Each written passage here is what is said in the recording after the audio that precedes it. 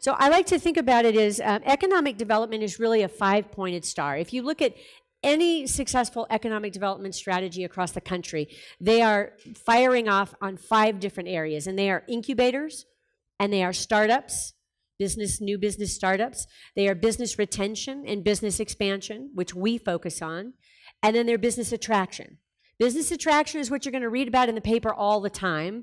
It is the sexiest, quote unquote. It is where we go and find other big companies to move into our region, and we generally pay them a whole lot of money to do that.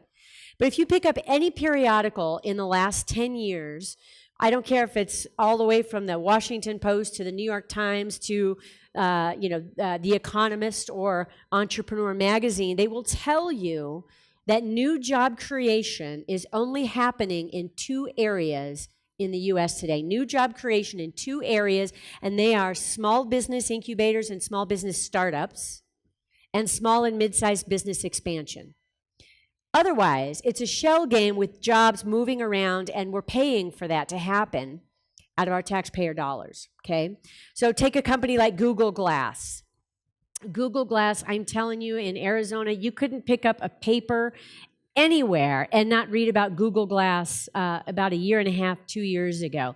They were coming to Arizona, a multi-million-dollar deal. They were going to create 900 jobs, and man, everybody was just so excited about this whole new company moving in and creating all these jobs.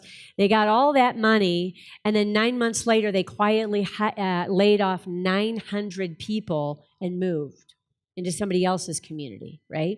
So we are advocating that is a bad deal all the way around, and that instead we might focus on more of our efforts on business retention and expansion in order to create jobs and companies that are rooted in place. We don't have to pay them to do that. We simply need to collaborate and work together to make sure that they have the workforce that they need and that they have the capital they need and the regulatory environment to be strong.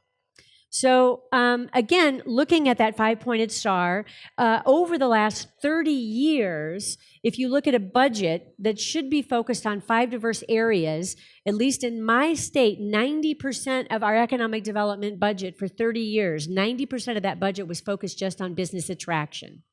Okay, so we're saying, why don't we flip that and invest greater amounts of money in business retention and expansion? And that automatically shifts our focus to the types of local companies that can grow strongly and create jobs here that will actually stay here.